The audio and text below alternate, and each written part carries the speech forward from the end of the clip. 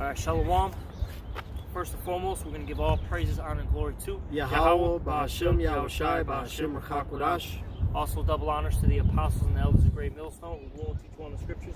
And salutations to all the brothers out there pushing His word in all truth and all sincerity. And we're going to do a response, or skillful adding to the elder brothers' video out there in London. The elder brother's name is Require Kwam. And his video is entitled, which is also a response to the elder brothers out there in Dallas.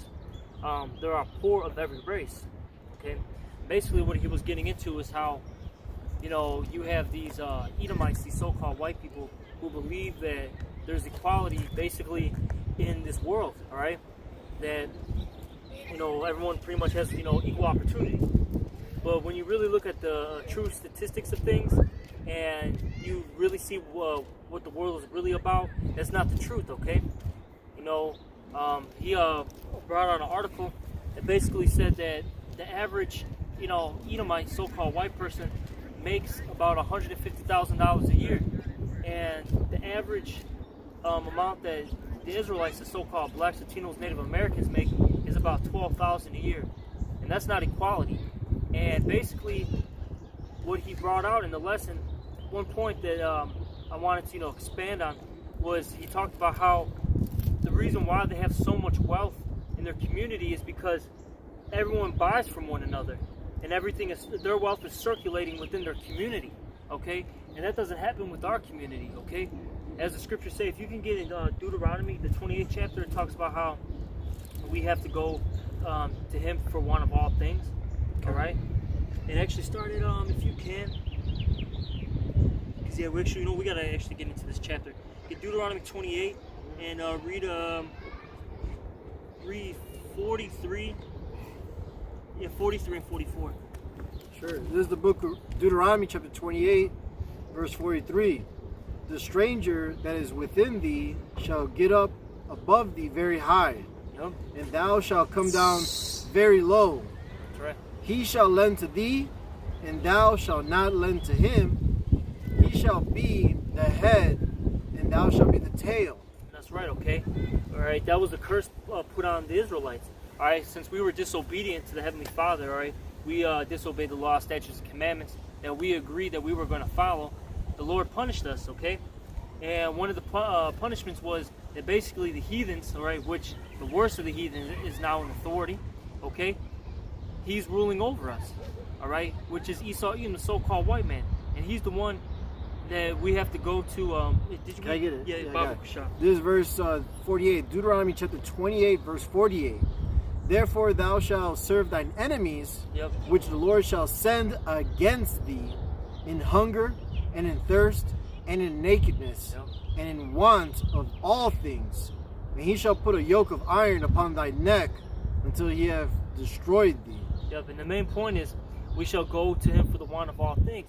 So no matter what, we have to go to this man for, food, clothing, water, housing, all these things. All right, he's going to be the head and we're going to be the tail. But we got to go to him for loans. All right, we got to go to their banking system, and apply for loans so we can get a car, we can get a house. All right, those are pretty much the only two things that our people can get. Our people barely get any businesses, okay?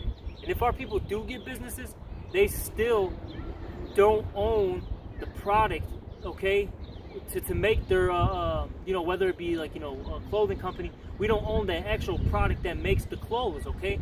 Or let's say if our people own like a restaurant, those who own the business still have to go to these companies and get the product to make the food, whether it be the tomatoes, the meat, all that stuff, okay? And where do you get all that stuff from? You get it from your land, okay? The land that you own. And this man has stolen our land. He's stolen our resources, which is actually our heritage, man. All right? Can you get that in Micah now? Okay? Because this man has literally taken all our things, okay, from us. All right? And this is why this man, he's continuing to be above us, all right? Because they keep everything within their circle. They don't let our Micah 1 and 2? 2 and 1. Oh, Salaki 2 and 1. Micah chapter 2, verse 1. Woe to them that devise iniquity and work evil upon their beds.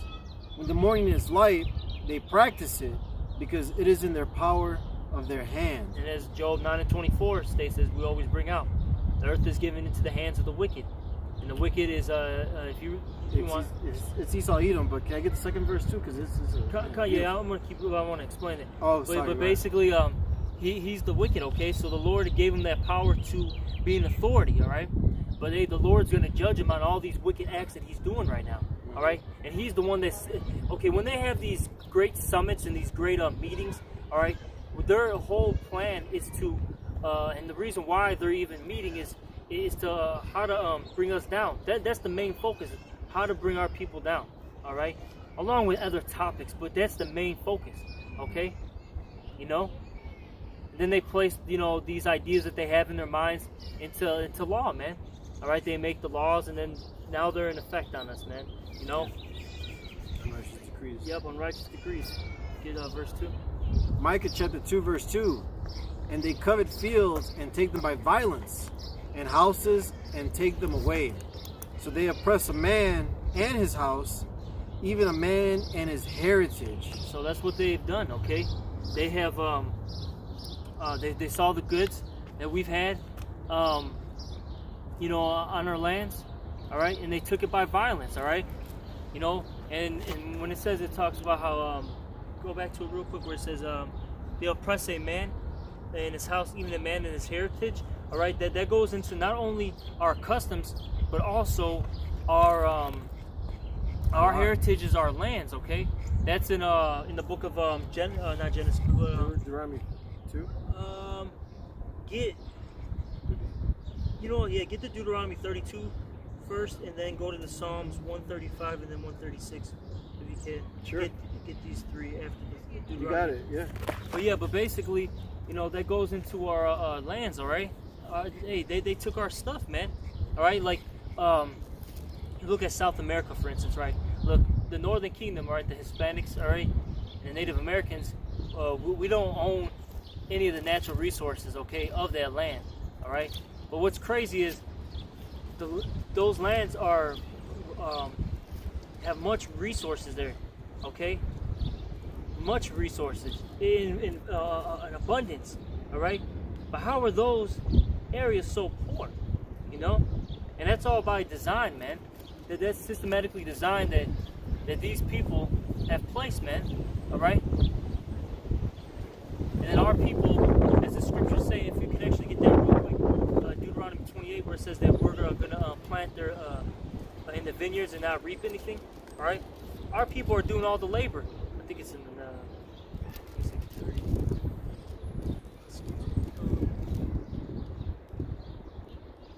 right there. 39? Yeah, just check what 38 says.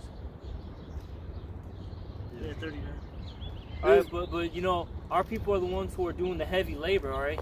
And we don't basically eat the fruits of the labor, man. Okay? But this is all a curse from the Heavenly Father. You can get it out. Yeah, Deuteronomy chapter 28, verse 39.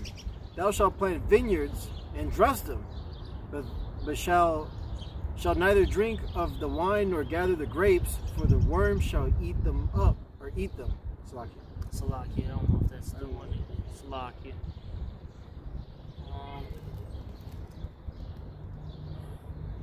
Salaki, give us a moment. This was kind of off the top of my head. Damn, man, where does it say that we're gonna? Right here. 51. Yeah, there we go. 51. Yeah, Salaki, wrong verse. 51? Yeah. Deuteronomy chapter 28, verse 51. And he shall eat the fruit of thy cattle and the fruit of thy land, until thou be destroyed, which also shall not leave thee either corn, wine, or oil, or the increase of thy kind, or flocks of thy sheep, until he hath destroyed thee. Yep. All right. So they basically took everything that was on our land. All right, from the livestock to the the fruits. All right, to all the other minerals and natural resources that are on the land, man. Okay, and this is why this man is above us. Okay, because everything is they have everything circulated within their community.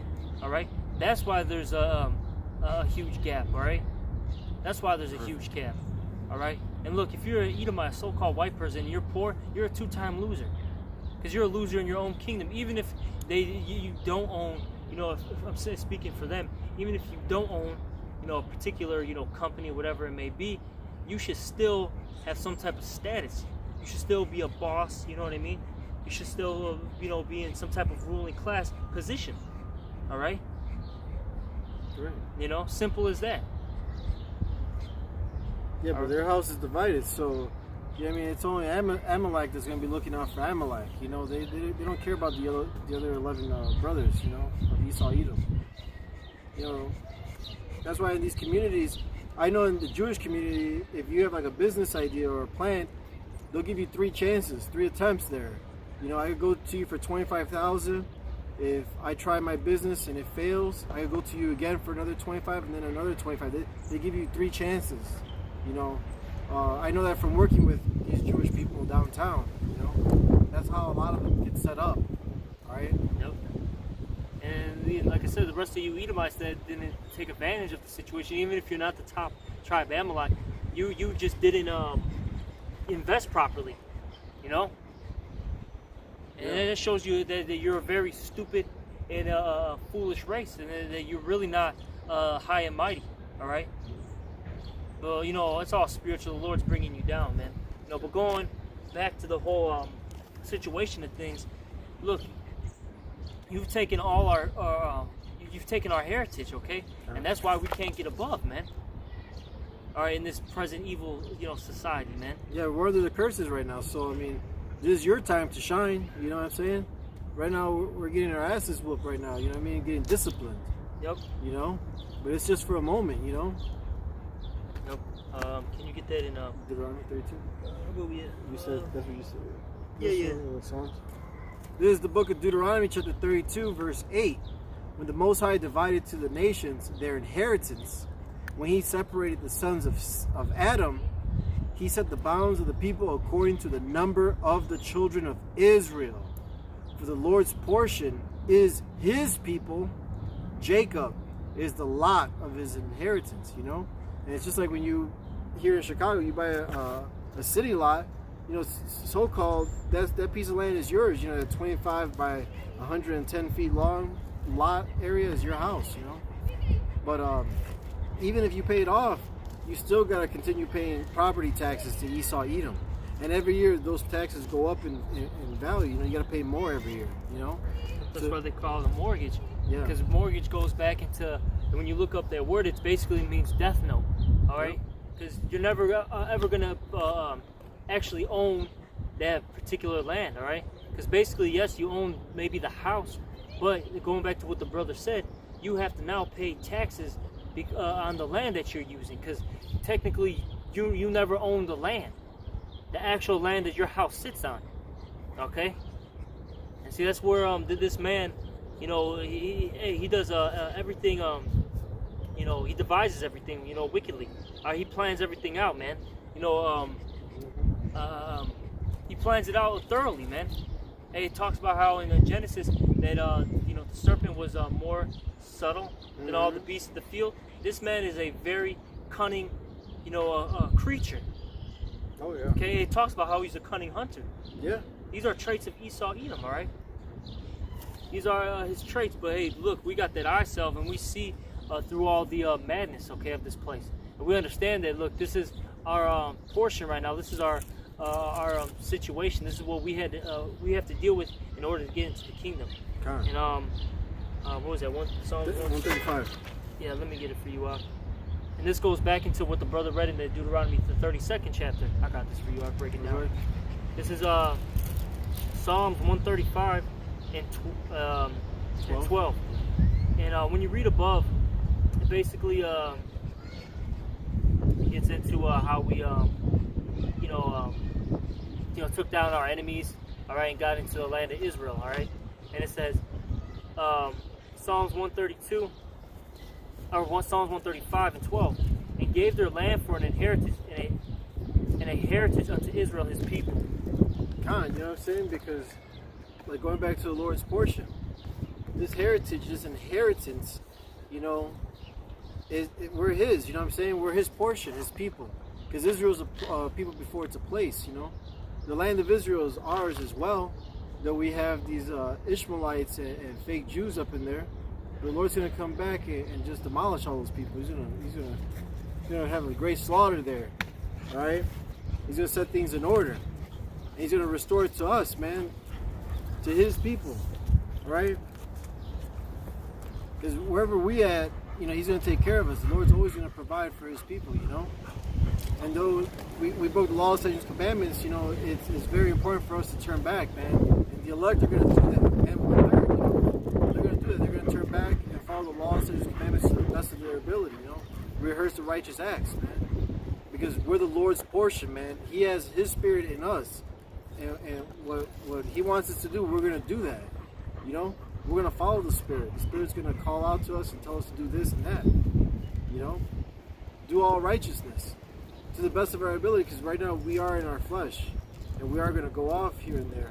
But we're going to catch ourselves. We're going to recognize that we're going off, or our brother might see it. Okay? But the point is, right now we're at the bottom. You know what I'm saying? The Lord made Esau, Edom the head, and He made Israel, so-called Negroes, Latinos, Native American Indians, and confusion of faces scattered abroad, the tail, man. That's that huge gap, man. All right? And Esau, Edom's devised ways to stay on top, because he seriously believes that his kingdom's gonna continue forever, man.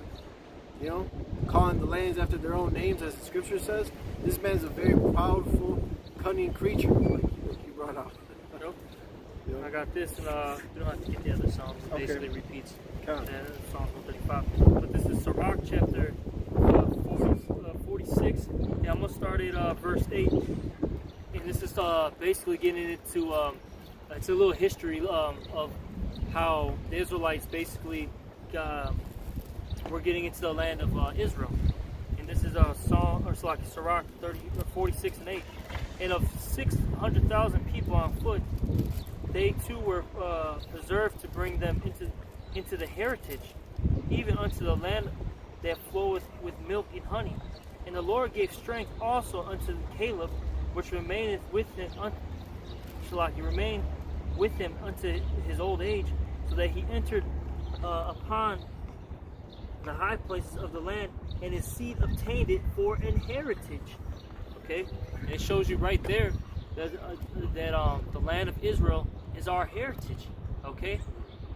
And really, if you want to get into it, it's really the whole earth, because what does it say in the Psalms, the 2nd chapter, if you can get it? Yeah. Ask of me. I'll give you the heathen for thine inheritance. Yep.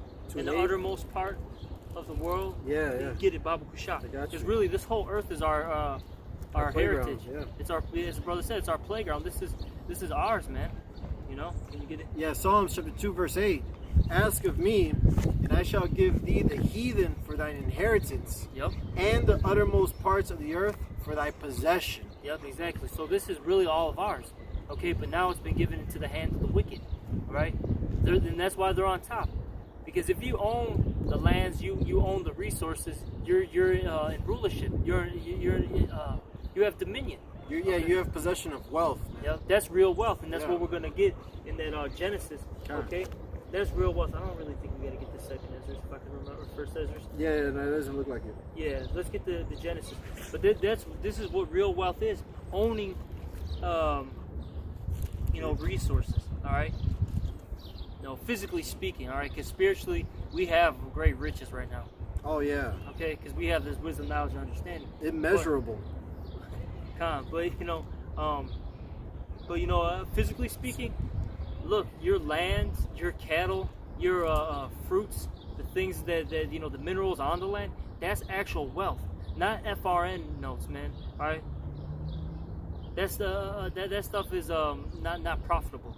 That's monopoly money. Okay. That we pay interest on just to use in circulation in this economy. Yep. All right, but most Americans don't know that. Jake, 2/3 of Jake don't know shit. This is Genesis chapter 12, verse 16. Yeah, 16. Yep. And he entreated Abram well for her sake. And he had sheep and oxen, and he asses, and men servants, and maidservants, and she asses, and camels. Yep, we're right there. Okay, it's going into like basically his wealth. Okay, what he has, and it's just not it named livestock, but it also talked about servants. Mm-hmm. Look, us being in this in slavery, literally, this boosts this man's wealth up, man. Oh yeah. You know, because people are a natural resource. Okay. People are a natural resource. Yeah, Slovakia. It's all good. The word employee goes back to slave, man. Yeah. And all you people that are employed, you guys are slaves to this society, man. To Yep. Esau Edom's kingdom right now. Trying to make it in this wicked ass world, man. This wicked ass kingdom. Yeah, if you do make it, right? You know, you got these people that might be, a high level boss or whatever, whatnot. Look, you're just a higher level slave. That's it. You're just a house nigga, man. Yeah. That's all it comes down to. All right. Literally, that's all it comes down to. You just get a little more goodies and perks. Instead of a crumb, you get 2 crumbs. Yeah. That's it. You know? This is Genesis 13, verse 1 and 2. And Abram went up out of Egypt, he and his wife, and all that he had, and Lot with him, into the south. And Abram was very rich in cattle. Yep, so this is what, right here. He was very rich in what? Very rich in cattle, in silver, and in gold. Yep. I'm going to jump down to 6. Okay. Verse 6, Genesis 13 and 6. And the land was not able to bear them, they might dwell together, for their substance was great, so that they could not dwell together. So that's from Abraham and Lot. Yeah. Okay. They had great substance. They had a lot of things. Okay. And basically, like I said, that's real wealth. All right. Those things, the livestock, the servants, the gold, the silver, the natural resources, and then going into what we were talking about earlier, the things that are on your land, man. Okay. The fruits, all that stuff. Okay. But this man, hey, what did he do? He took our land by violence. All right.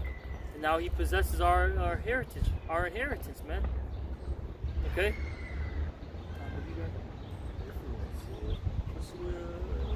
What does it say? Well, yeah, man, we just wanted to show that real wealth, okay, is the natural resources on your land, the livestock, the livestock, okay, the people, yeah. And the reason why our people are in such a poor state is because we don't own any of that. We don't have ownership, okay? Because like we were saying, that's real rulership is when you actually own the resources, okay? Yeah. Yeah, you don't have to go to anybody for it. You got it. You know what I'm saying? Yep. And there is a huge gap, man, in pay. Oh, and absolutely. it is based on race, man. Mm-hmm. Okay, this is just the reality of things. See, because this man likes to paint everything and illustrate everything falsely. Okay, he likes to make it like a Candyland world, where everything's colorful, everyone's got big smiles, and there's no inequality, and everyone's living happily. And that's not the truth, man. That's far from it. All right. Look, in every kingdom you have your ruling class and your subjects. Simple as that. And our people right now are the subjects. But we're getting to that point where the Lord is going to make us on top, and they're going to be at the bottom. All right. And like I said, hey, if you're an Edomite, a so-called white person that's not, making it in this society, one, you actually might be an Israelite. Who knows, through the Spirit. And then two, you're a two-time loser if you are Edomite. You're a loser because you should be making easily over 100,000 in this society. Oh, per month, easily. I met 2/3 Jakes making over 100,000 a month, man, when I worked downtown. Yep. So hey, you're just a loser, and you're just weak. I mean, you're cursed. You're double cursed. So that's basically it. Hope whoever was listening was edified. We're willing. Yep. And with that we're going to give all praises, honor, and glory to Yahweh, Ba'Hashem, Yahushai, Ba'Hashem, Rachak, Also, double honors to our apostle and elders of Great Millstone, and salutations to all the brothers out there. Shalom. Shalom. Bad Babal. Baba Ball.